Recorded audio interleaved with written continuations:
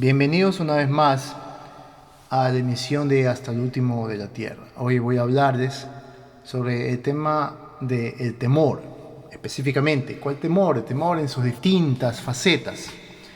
Hace muchos años, en mi adolescencia, yo practiqué un juego ocultista. Hoy en día y hace 30 años atrás, era fácil de adquirir estos juegos porque se los vende incluso en los supermercados grandes de las ciudades grandes. Estos juegos ocultistas que muchos de ustedes ya han de haber oído, pues tienen una parte real, que es la parte de los espíritus. Mucha gente ignora esto. Bueno, yo practiqué este juego sin saberlo. No practiqué mucho en unos momentos, pero luego lo que me vino a mi vida era como una campaña de temor y terror. Tenía miedo en todo tiempo, el miedo se apoderó de mi vida. Yo cuando era adolescente no andaba en los caminos del Señor y el temor me invadió, tenía miedo de todo, mayormente cuando estaba solo. En esa época de temores hasta escuchaba cosas, se oían cosas en las noches, o sea, fue tanta los ataques que recibí de parte de Satanás por solamente haber jugado un poco ese juego esotérico, ese juego de brujería que venden en los supermercados. Qué fácil es adquirir uno de ellos, hay que tener mucho cuidado. Bueno, en medio de toda esta situación fue cuando el Señor Jesucristo me encontró y me salvó. Ahí, solamente ahí, terminaron todos mis terrores. Eran unos temores que era tener de miedo a nada. Entonces, esa clase de temor que a veces se justifica y otras veces no. Por ejemplo, lo que está aconteciendo hoy en día en Ecuador es que hay bastante violencia. Hay violencia en las calles, ladrones. También hay violencia de parte de miembros de la policía. Hay casos muy conocidos como aquel policía que mató a su esposa. Bueno, y hay muchas cositas por ahí que nos hace ver que nuestra sociedad está llena de violencia. Y ante esa violencia, nosotros, los ciudadanos, respondemos con miedo, con temor.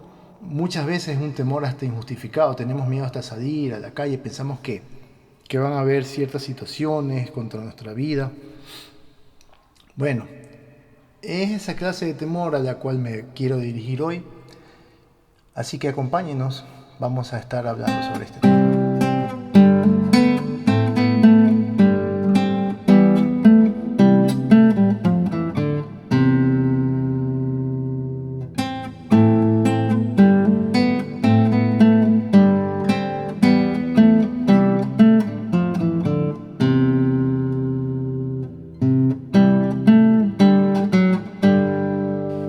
Primero vamos a comenzar con una palabra de oración para que el Señor nos guíe en este estudio de su palabra. Padre, en el nombre de Jesús te pedimos que nos des guía en este estudio de tu palabra. Que sea tu Espíritu Santo hablándonos, dirigiéndonos en todo lo que nosotros leamos en tu palabra y que tu Espíritu Santo nos haga entender, Señor, cuál sea realmente tu voluntad para nuestras vidas. Y es en el nombre de Jesús que te pedimos estas cosas y te damos gracias. Amén. Bien, ¿qué es el temor? ¿Qué dice la Biblia acerca del temor? Hay muchos versos que hablan acerca del temor. Antiguo Testamento y Nuevo Testamento. En el Antiguo Testamento se ordena no temer. Y en especial leemos en el libro de Josué que varias veces se le dice a Josué: no temas, esfuérzate. Y él tenía que librar batallas. No era un temor a cosas desconocidas, era un temor físico real de combate, de perecer el día siguiente en la batalla o seguir con vida. Eran un sinnúmero de batallas que libró el pueblo de Israel bajo la mano de Josué. Y la orden de Dios era: no temas, yo estoy contigo, anda. Pero el Nuevo Testamento también nos habla acerca de este temor. Y en 2 Timoteo 1:7 dice: porque no nos ha dado Dios espíritu de cobardía, sino de poder, de amor y de dominio propio. Es importante recalcar que en el Nuevo Testamento también se nos dice que no hay que temer. Y que el Espíritu de Dios que ha sido puesto en cada creyente no es de temor, no es un espíritu de temor. Por eso es que cuando yo me convertí a Cristo Jesús, en mi adolescencia, mis temores huyeron de mí. No es que soy un hombre perfecto, no es que soy una persona que nunca tengo temor a nada, siempre ocurren etapas de temor, pero ahí está la Biblia recordándonos que no hay que temer. Está la Biblia diciéndonos que el espíritu que Dios ha puesto en nosotros no es de temor, sino de poder, de amor y dominio propio. Hay en inglés la palabra que define el temor y es fear. Fear tiene sus 4 letras, F-E-A-R. Con estas 4 letras se puede formar un acróstico que diría: las falsas evidencias aparentan ser reales. Fear. En inglés, false evidence appear real. Esto me lo dijo hace años un misionero de Estados Unidos y es bonito, ¿no? Ver cómo ellos ven el temor. Las falsas evidencias aparentan ser reales. Es decir, que hay una realidad que se te presenta y parece que atenta contra tu vida y parece ser real, pero no lo es, son falsas, son como nubes que se evaporan. Muchas veces el temor es eso. El temor es la falta de confianza en Dios, es lo contrario a la fe. Por eso dice 1 Juan 4:18, en el amor no hay temor, sino que el perfecto amor echa fuera el temor, porque el temor lleva en sí castigo, de donde el que teme no ha sido perfeccionado en el amor. Fíjate lo que dice: cuando hay amor no hay temor, y si es que existe temor no ha sido perfeccionado, no ha entrado tampoco el amor de Dios en tu vida. Temor es la falta de confianza en Dios. ¿Temor a qué? La gente tiene miedo a quedarse sin trabajo, a perder el año en el colegio, a perder un noviazgo, a sufrir un accidente, a levantarse al baño en la madrugada porque le da miedo, a ver algún mal espíritu, a contraer alguna enfermedad, temor a que te roben, temor a la soledad o al rechazo, temor a catástrofes naturales como terremotos, inundaciones y tantas cosas. Y temor a nada. ¿Cómo que nada? Sí, a nada. Hay mucha gente que tiene miedo de nada. ¿Y por qué se generan esos temores a la nada? Pánico de nada. Hay gente que está asustada. Bueno, aquí en Ecuador, como la situación está bastante agitada, con tanta violencia, bueno, la gente sí tiene miedo cuando sale y ve pasar una moto muy cerca. Y si la moto se acerca, el motociclista, y se baja a preguntarte algo, tiene miedo, parece que te van a robar. Entonces la gente anda con ese temor, ese miedo a que te vayan a hacer mal, a asaltar. Pero es un miedo simplemente a nada, realmente, porque muchas veces no es que te roban, sino que simplemente te asustas. Piensas por un momento que te van a robar, pero no es así.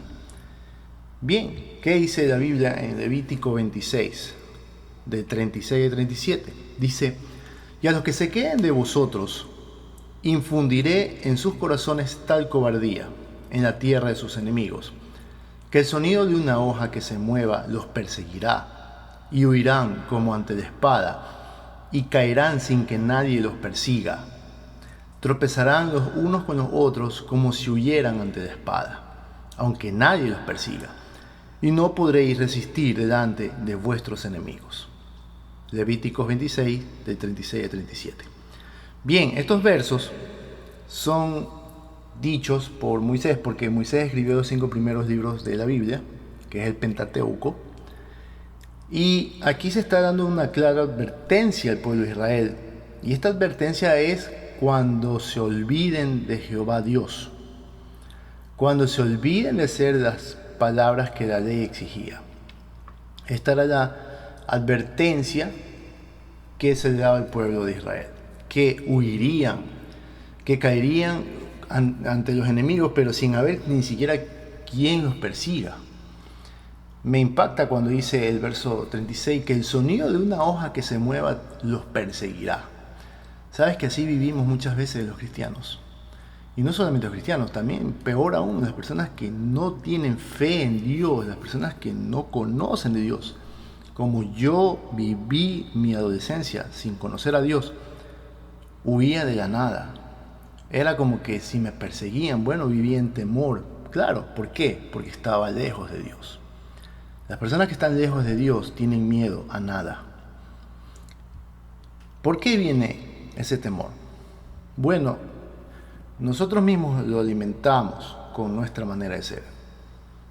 Ejemplo, ¿con qué? Viendo películas de terror. Hay gente que pasa viendo muchas películas de terror y vive con miedo. Claro, ¿cómo no vas a vivir con miedo viendo películas de terror?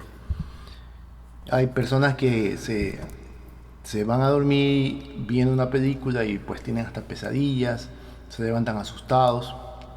Hay otras personas que ven películas ya de terror, ya no solamente un terror psicológico, sino un terror satánico, un terror diabólico. Hay esas famosas películas terribles que hasta la gente ha salido expulsando espuma de la boca de los cines, y eso ha ocurrido en Europa. Y han tratado de prohibir esas películas en ciertos países, pero bueno, la gente no le hace caso, la gente cree que es un juego ver películas de terror satánico. Pero gloria a Dios por aquellas personas que entienden eso. Y gloria a Dios por aquellas personas que evitan que sus hijos o familiares vean y consuman esa clase de terror. También hay personas que viven así porque escuchan música maligna. Hay personas, y eso era un ejemplo, soy yo mismo. Cuando era adolescente yo escuchaba música metálica, música de rock pesado. Y por eso vivía con ese miedo, con ese temor. Había escuchado de amiguitos que en la juventud también escuchaban esa clase de música y habían tenido malas visiones. Habían visto duendes y cosas horribles, no sé. La verdad es que también ese mundo te sumerge en ese terror. Otra cosa que genera terror en nosotros es conversar sobre cosas de temor. Pasar conversando de cosas que dan miedo. No solamente de cosas del ocultismo, de brujería o cosas satánicas, sino también cuando hablas de mucho de la violencia y de robo. Y si tienes una persona con la que conversas y solamente pasas conversando de violencia y robo, claro, vas a generar temor en tu vida. Tú mismo vas a estar alimentando al conversar esas cosas. Hay que dirigir nuestras conversaciones. En cierta ocasión Pablo dijo en 1 Corintios 15:33: no erréis, las malas conversaciones corrompen las buenas costumbres. Bueno, no voy a coger un texto fuera de su contexto. Pablo estaba hablando ahí acerca de doctrina y cómo la gente quería malinterpretar las doctrinas, tergiversar las doctrinas. Entonces, en ese contexto él dice que las malas conversaciones corrompen las buenas costumbres. Pero lo llevo a todo así. Las malas conversaciones, las cosas que conversamos el día a día, si están torcidas, si están mal delante de Dios, pues te van a hacer daño. Así que cuida también no solamente lo que ves, lo que oyes, sino lo que conversas. También hay cuestiones como los fetichismos, tradiciones humanas, que si ves un gato negro que es de mala suerte, que el viernes 13, que si te levantas a las 3:33 de la mañana, hay tantas cosas que el hombre se inventa. Y cuando se inventan esas cosas, suelen suceder cosas malas, pero ¿por qué? Porque tú mismo vienes predispuesto psicológicamente y porque tú mismo le estás dando la ocasión a Satanás de que estás creyendo en esas cosas. No están en la Biblia, son cosas que el ser humano y las costumbres se las inventan. Así que deja de creer en todas esas historietas, fetichismos y tradiciones humanas que no están respaldadas en ninguna parte. También qué cosas traen temor a tu vida: practicando el ocultismo, lectura de cartas, consultar a los muertos y toda esa clase de juegos que hasta venden en los supermercados.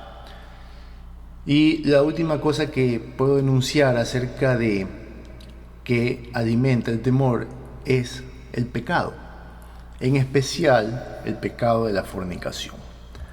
Hay muchos pecados, el ser humano peca de muchas maneras. Dice no mentir, no robar, dice que hay que amar a Dios con toda tu mente, todas tus fuerzas, etcétera, etcétera. Son cosas que debemos de guardar siempre. No están obsoletas, porque el Señor Jesucristo no vino a abrogar la ley, vino a cumplirla y vino a darle sentido a esa ley. Pero hay un pecado que es el de la fornicación. Y Pablo nos amonesta y nos advierte. En 1 Corintios 6, 17 al 19 dice: pero el que se une al Señor, un espíritu es con Él. Huid de la fornicación. Cualquier otro pecado que el hombre cometa está fuera del cuerpo, mas el que fornica contra su propio cuerpo peca. ¿O ignoráis que vuestro cuerpo es templo del Espíritu Santo, el cual está en vosotros, el cual tenéis de Dios, y que no sois vuestros?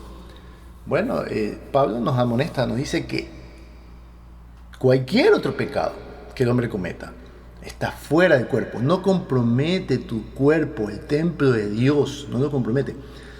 Los mayores problemas vienen cuando las personas fornican.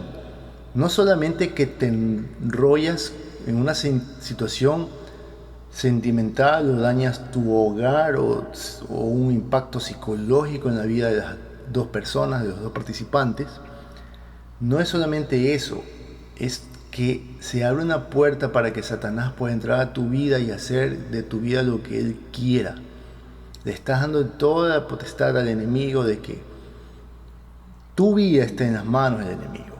Entonces, vivir en fornicación es un problema tremendo. Y además de las cosas que te pueden venir, está también el riesgo permanente de la muerte sobre la vida de las personas que viven en fornicación.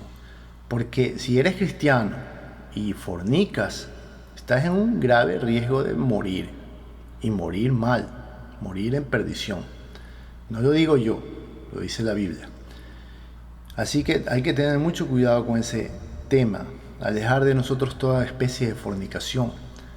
No solamente la fornicación que se efectúa, sino también la que se ve en películas, por ejemplo, las pornográficas. Eso también es parte de ese pecado. Quizás digas, no, yo no estoy con una persona, pero si estás viendo cosas indebidas, dice la Biblia, dice el mismo Señor Jesús, que cuando alguien mira a una mujer para codiciarla, porque tampoco es que vamos a salir con los ojos tapados, pero cuando ves a una mujer para codiciarla con todos tus malos deseos, entonces ya ha fornicado. Hay que tener mucho cuidado con esto, ¿no? La pornografía también es un pecado. Bueno, ¿el cristiano debe temer? No. La Biblia muchas veces nos dice, no temas. En el Antiguo y Nuevo Testamento. En cierta ocasión, me gusta esta historia de Nehemías. Nehemías era aquella persona que reedificó la ciudad de Jerusalén. Cuando los judíos fueron enviados a Babilonia, 70 años pasaron allá y regresaron. Cuando regresan, vienen, tres personas intervienen en este regreso, que son Nehemías, Esdras, sacerdote Esdras, y Zorobabel, que era como que del linaje de los reyes de Judá. Entonces estas tres personas hicieron todo el regreso, el retorno del remanente de los judíos a Jerusalén. Y Nehemías era la persona que era como que el administrador de este regreso. No era un líder religioso más tanto, sino que era como que administrador. Había sido copero del rey y tenía toda la autoridad del rey para efectuar este retorno. Y una vez los enemigos de Nehemías, porque había enemigos. ¿Por qué tienen enemigos? Porque así es, porque el pueblo de Dios siempre va a tener enemigos. Van a haber personas que, alimentadas por Satanás, van a odiar al pueblo de Dios. Así que, cristiano, nunca te asombres si te odian, porque así es. Satanás siempre tiene a su gente que nos odia. Y Nehemías no era de excepción. Nehemías estaba tratando de reedificar Jerusalén con gente desposeída, con gente pobre, y aún así habían personas alrededor que les tenían odio, pueblos alrededor que les tenían odio y no querían que se efectúe el retorno y no querían que se efectúe la reedificación del templo ni de la ciudad de Jerusalén. Así que le inventaron una historia. Le vinieron a decir que lo iban a matar.